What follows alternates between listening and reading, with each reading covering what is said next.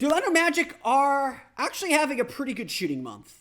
And I think there are at least a few misconceptions that maybe we could tease out and talk about this Magic team as they look to improve their shooting. Why the Rookie of the Year race is over. It's been over. But why Paolo Banchero has put his foot down on the Rookie of the Year race. Plus, surprising shooting numbers from Markelle Fultz. We'll get to it. It's time for Locked On Magic. You are Locked On Magic, your daily Orlando Magic podcast. Part of the Locked On Podcast Network, your team every day.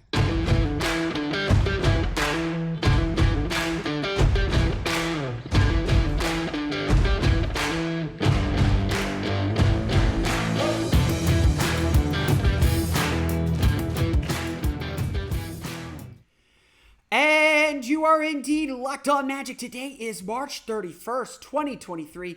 My name is Philip Rossreich. I'm the expert and site editor over at OrlandoMagicDaily.com. Of course, follow me on Twitter at PhilipRR_OMD. On today's episode of Locked On Magic, we're going to dispel some shooting myths, talk about how the Orlando Magic have shown some shooting improvements, some individual players who have stepped their game up. We'll get to them coming up here in just a moment. But first, we want to thank you again for making Locked On Magic part of your day every day, no matter when you listen to us, whether it's first thing in the morning, whether it's right when we upload. We truly appreciate you making Locked On Magic part of your day every day. Remember, there's a great Locked On podcast covering every single team in the NBA. Just search for Locked On and the team you're looking for, the Locked On Podcast Network. It's your team every day. Today's episode is also brought to you by FanDuel Sportsbook, official sportsbook of Locked On. Make every moment more. Visit FanDuel.com/LockedOn today to get started. The Rookie of the Year contest is over. It's been over. Sorry, Jalen Williams fans. He's had a great season. Sorry, Ben Mathurin fans. He's had a great season. Sorry, Walker Kessler fans. He's had a great season. Sorry, Jabari Smith. Jabari Smith's starting to come around too. Sorry to all those players. The race is over. It's been over since December when Banchero really got going, really got himself moving, putting up near all-star, really just near all-star numbers for a rookie. Yeah, the efficiency isn't there. We're going to get to that. But he's been asked to do a role that no other player in his class has been able to do, and he's been able to do it for a team that, at least since December 7th, when the season began, because no games before December 7th actually count, or they shouldn't count, in my opinion. Since December 7th, the Magic have been a really good team. Have been, not maybe really good, it's probably far, but a 500 team. But yet, the debate has had little embers.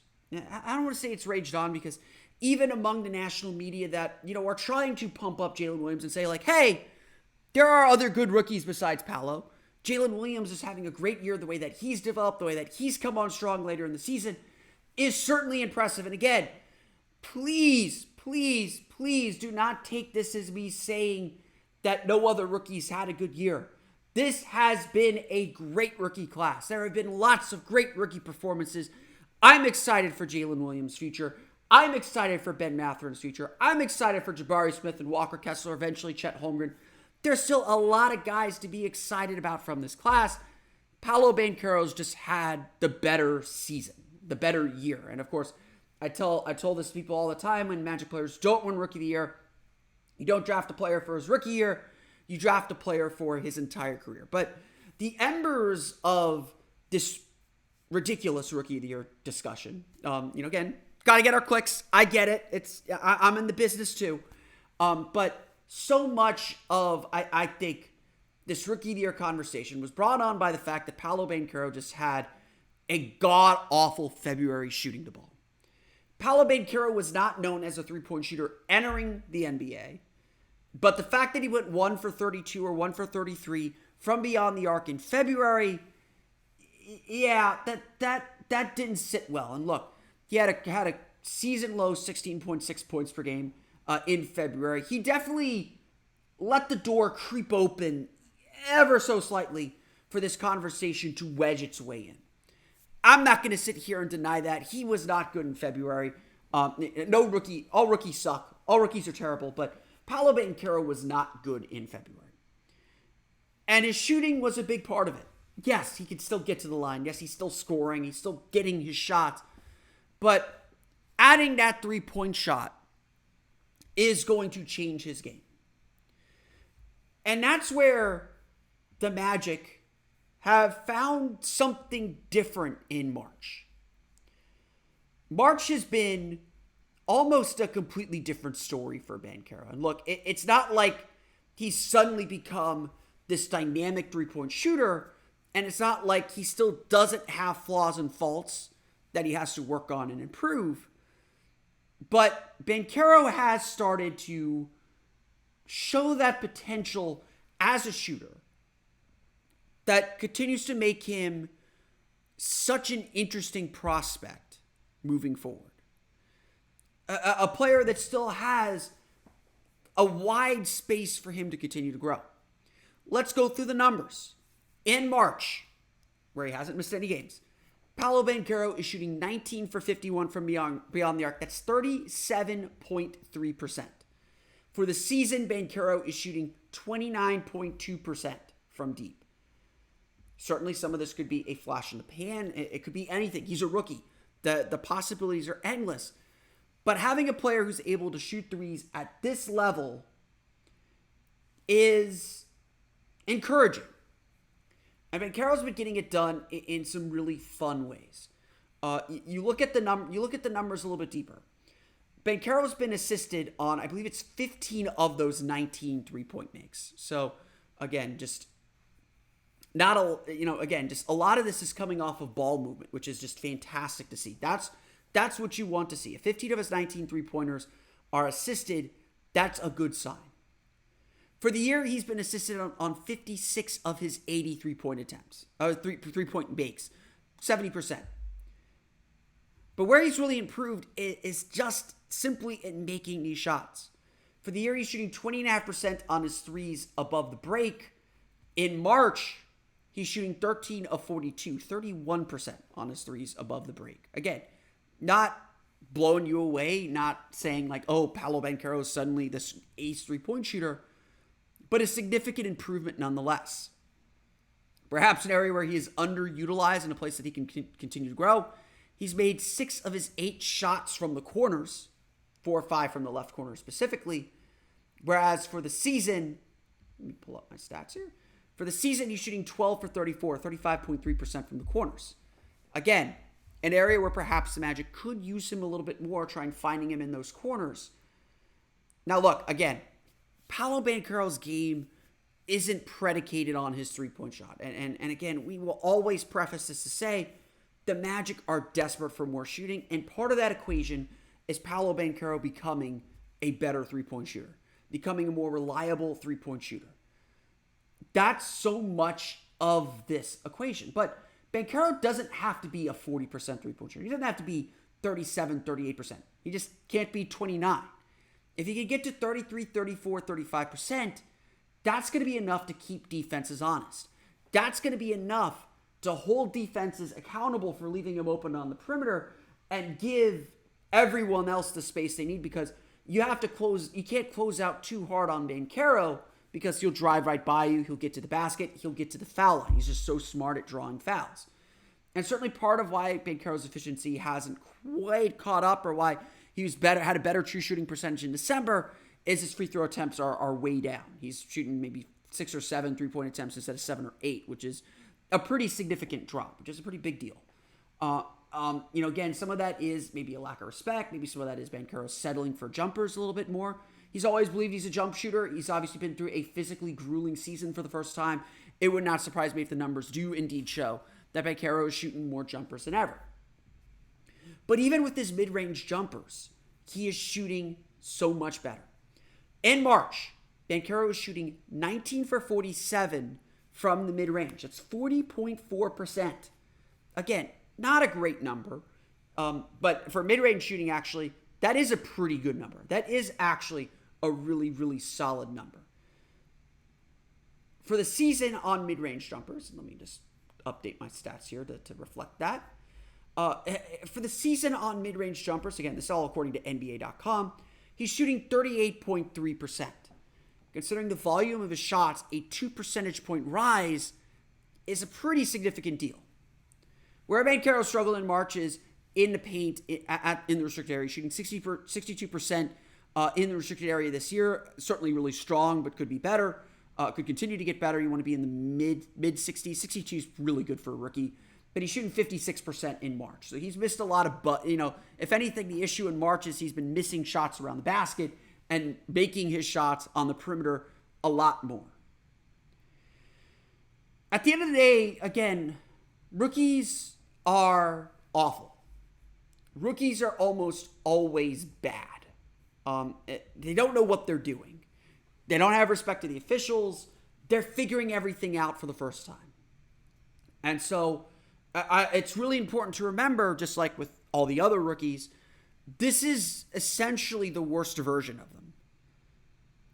And so if what we're seeing in March now, for how we're seeing Paolo Banchero finish this season, if what we're seeing is a glimpse of what he's going to be when he puts all these pieces together, when he puts November and December's driving and free throw shooting together with March's mid-range shooting, three-point shooting, even as modest as those numbers are, that's a superstar player. That's a three-level scorer. That's someone the defense has to account for at all times, even when they don't necessarily have the ball. Banchero's had to go through a lot of changes and a lot of shifts and a lot of growth this season. And frankly, I find this narrative that he burned bright and stayed the same, I find that narrative really hard to believe and really hard to stomach, because I just don't think it's true. Yes, he started off really hot. Yes, the raw numbers have stayed relatively even. But he's also figured out at various times how to beat double teams. Right now, with his struggles shooting the ball, he has upped his assists. He has upped his rebounding. He has improved his defense and his defensive awareness. It's still got a long way to go, but it has improved. And now we're seeing here in March and at the end of the season that Banchero can indeed go through a pretty long stretch, a significant stretch, as a decent shooter. It's all still coming together. We're not seeing a finished product. But it's yet another reason why Banchero is the Rookie of the Year. Because we could see very clearly what he is going to be capable of doing when he does continue to mature and improve. We're going to chat about another player that has a lot of shooting myths about him. Markelle Fultz's March goes under the spotlight. We'll get to that coming up here in just a moment. But first, a quick word from our friends at FanDuel. There's the banner. There it is. The NCAA tournament is heating up. We got the NCAA Women's Tournament Final Four Friday night. When you're done watching the Magic play the Wizards, flip over, watch Iowa versus South Carolina. That is going to be the college basketball game of the year, men's or women's. It's going to be awesome. Caitlin Clark is the truth. Not like Maya Moore is the truth. Maya Moore is the truth in my opinion. Sorry, Paul Pierce. She's taken that name from you. But Caitlin Clark is freaking awesome to watch. And this Iowa-South Carolina game is going to be one of the most fun games of the year. And so if you want to watch this game or any other game the rest of the year, there's no better place to get in on the action than FanDuel, America's #1 sportsbook. That's because right now FanDuel is giving new customers a no-sweat first bet up to $1,000. That's up to $1,000 back in bonus bets if your first bet doesn't win. Just go to FanDuel.com/lockedon and sign up today to claim your no-sweat first bet. Then you can wager on everything from the money line to point spreads to which team will be cutting down the net. All on an app that's safe, secure, and super easy to use. So don't miss your shot at a no-sweat first bet up to $1,000 when you join FanDuel today. Just go to FanDuel.com/lockedon to sign up. Make every moment more with FanDuel. Shooting narratives with this Orlando Magic team are certainly still very strong and very much a big deal. Again, we're not going to hide from it. We're not going to deny this. The Magic need to be better shooters. You look at the game against the Grizzlies. The Magic shot 49 threes in that game, and that was the most they've taken all year.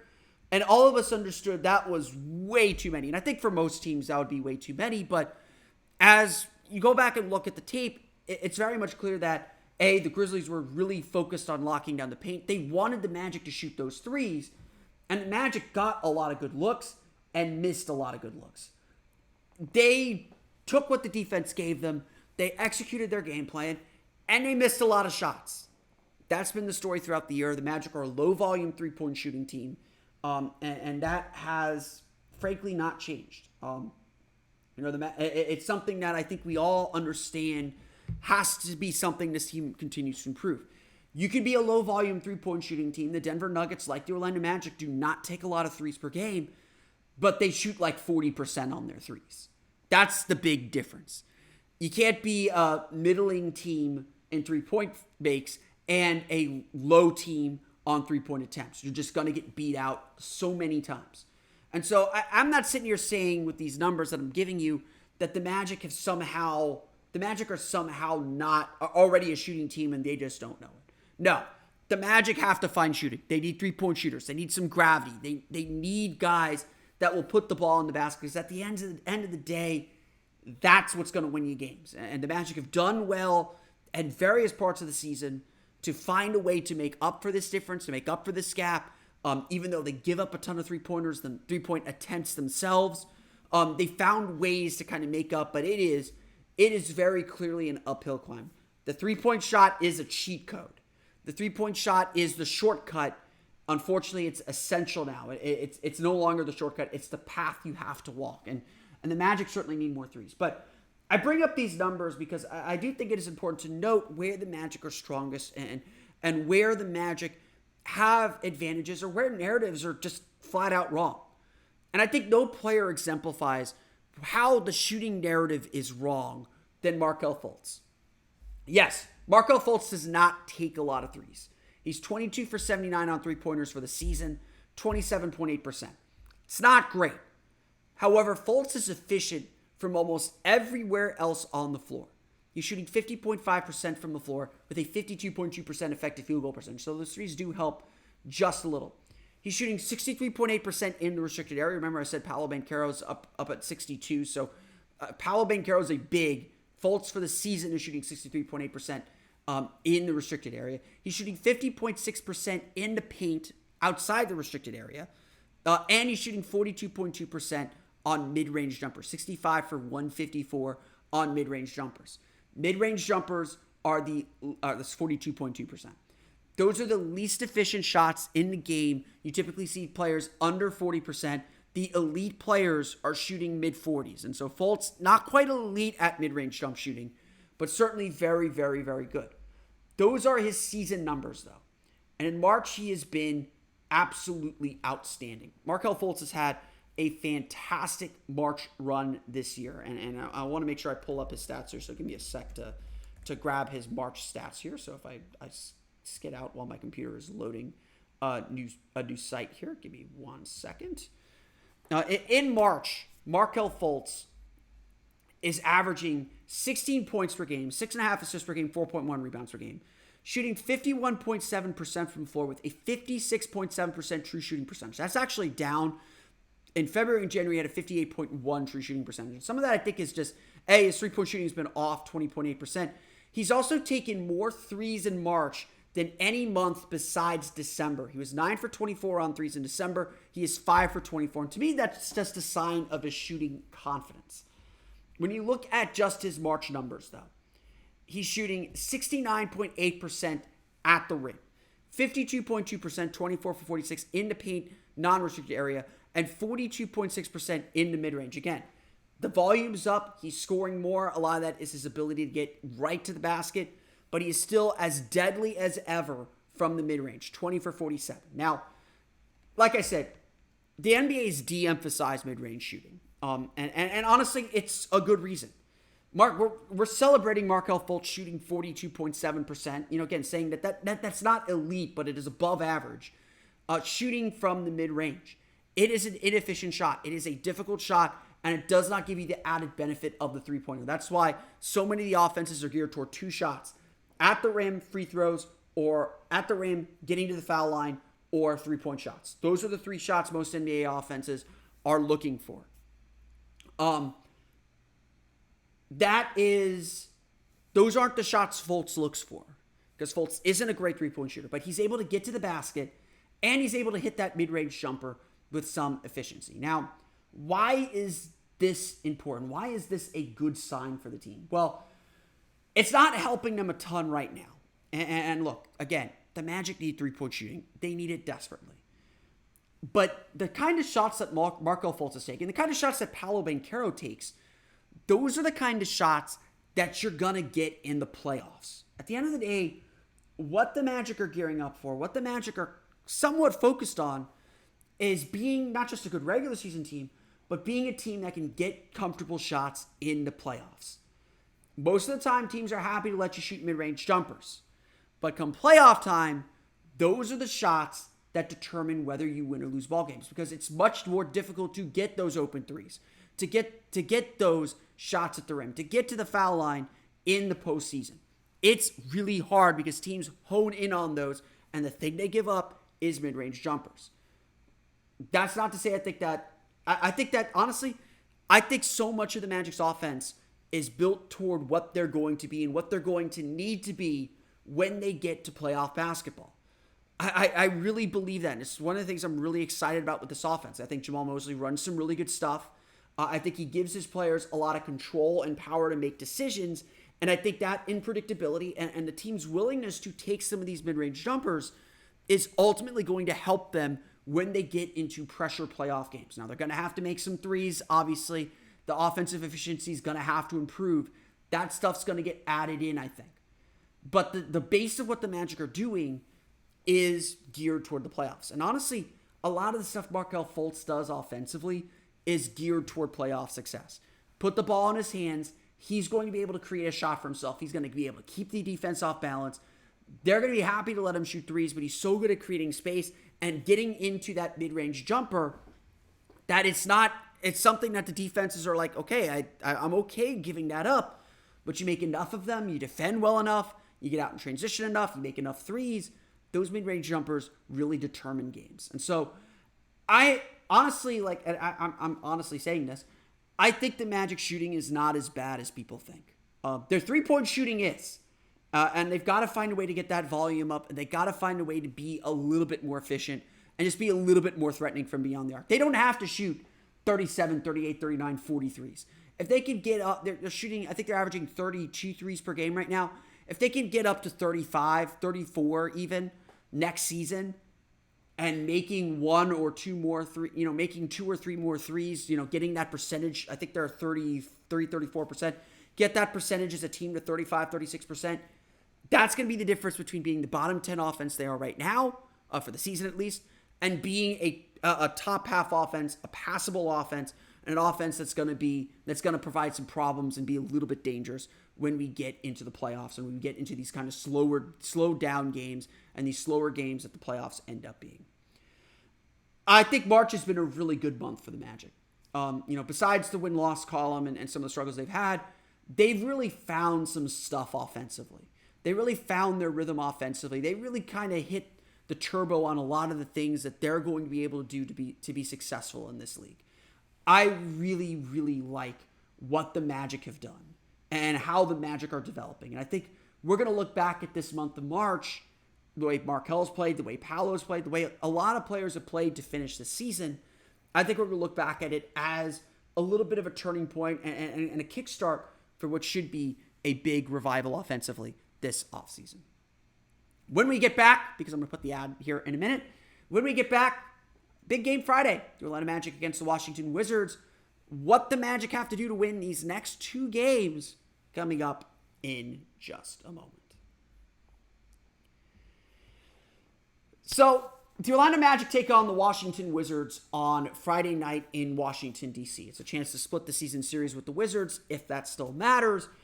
It is a chance to tie the Wizards, if I'm not mistaken, in the standings and take a, again, if the Magic are still going for the playoffs, which I think they are, it is a chance to take a major step forward. It is a chance to clear a team. And I know some people will look at the lottery standings and say, that's not a good thing, Philip. It is, though. This is a franchise that wants to win games. And again, maybe the focus isn't on the larger standings. Maybe the focus right now isn't on passing X team or getting to X playoff spot or getting to X spot in the standings. It's really, like so many of the players have said, a game-by-game thing. Learning how to win basketball games, learning how to win basketball games, learning how to finish these games off. The Magic aren't in a position where they can waste any of these games. They have 82 games in a season. They have 6 more left. There is no reason for a young team like the Magic to waste any of these games. Every game is an opportunity to learn something new, to get better at closing games, to just gain new experience. Now, granted, these next 2 games are going to be the trickiest of the bunch. The Orlando Magic will face the Washington Wizards, who will sit out Bradley Beal and Kyle Kuzma, leaving just Kristaps Porzingis, who has had a really strong run against the Magic this season, but leaving the Magic going up against a team that's very undermanned and, frankly, might be playing the lottery card. The Wizards have veteran players who they prefer to rest than young players that need to grow. The Magic have young players that need to grow, and so that's why these games are important. It's not a fully, the Wizards are technically still in the play-in race just as much as the Magic are, but this definitely feels like the Wizards are packing it in and turning it for home. No offense. Listen to Locked On Wizards for their perspective on what's going on with the team. Look, Bradley Beal's had a ton of injuries. Kyle Kuzma's entering free agency. I'm not going to impugn direct motivation here, but those guys know what they're doing. They don't need this time if the playoffs are truly out of reach for them. Then the Magic will play the Detroit Pistons on Sunday at the Amway Center to kickstart the final 3-game homestand of the season. In essence, these are the last 2 teams the Magic will play this year that are not playing for the postseason. Again, Washington is technically in the postseason race, but certainly not acting like it of late, as they've really struggled down the stretch here. Having said that makes this game really tricky because, certainly the guys that are playing are going to take it seriously. The Magic, as a young team, have often struggled going up against these teams near the bottom of the standings, these teams that are struggling to put wins together. And so they've gotten hit by a couple of these teams. They obviously have 2 losses to Detroit already this season. Getting that season series split would be very nice so we don't have that stain. And, as much as I love Koo, I don't want him lording 3 wins over the Magic over me the entire offseason, especially if they win the lottery. Koo Kahil from Locked On Pistons. Great show. Listen to Locked On Pistons if you're interested in hearing what's going on with the Pistons today. These are games that, as a young team, you have to learn how to take care of and learn how to manage. And the Magic haven't always done that. And so, like I said before, there is still a lot to learn this season. There's still a lot of experiences this team needs to gain. And this is one of them. This is one of the things the Magic have to be able to do and have to do well.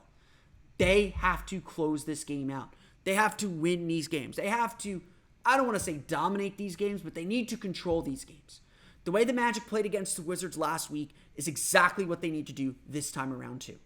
Take the lead, hold on to it, keep them at arm's length. If it gets close, finish hard in those last 5 minutes. That's what the Magic did to win. It was one of the most impressive performances of the season, even if the score's not impressive, even if the opponent's not impressive.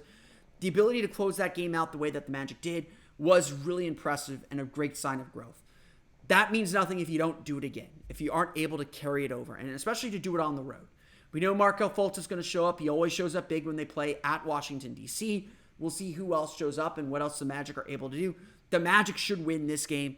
They should win the game against Detroit on Sunday, and doing both of those should put them ahead of Washington and into 11th in the Eastern Conference, just right on the heels of the Chicago Bulls, but potentially eliminated by then. Although, no, they wouldn't be eliminated by then if they win both those games. So, certainly, Chicago's at Charlotte. So, certainly the Magic are playing with a very small margin of error if they do want to make the postseason. They need to win these games. These next 2 games are very, very winnable games, and we need to see the Magic play with the focus and intensity that befits a team that needs to win these games. I want to thank you all again for listening to today's episode of Locked On Magic. Of course, find me on Twitter at PhilipRR_OMD. Subscribe to the podcast and Apple Podcasts, Stitcher, TuneIn, Himalaya, Google Play, Spotify, Odyssey, and all of it links in all podcasts to your podcast-enabled listening device. For the latest on the Orlando Magic, be sure to check out OrlandoMagicDaily.com. You can follow us there on Twitter at OMagicDaily. Now that you're done listening to us, be sure to check out the Locked On Game to Game NBA podcast. Every moment, every top performance, every result. Locked On Game to Game covers every game from across the NBA with local analysis that only Locked On can deliver. Follow Game to Game on Locked On NBA, available on the Odyssey app, YouTube, and wherever you get podcasts. That's good for me today, though. I want to thank you all again for listening to today's episode of Locked On Magic. For Orlando Magic Daily and Locked On Magic, this has been Philip Rossman-Reich. We'll see you all again next time for another episode of Locked On Magic.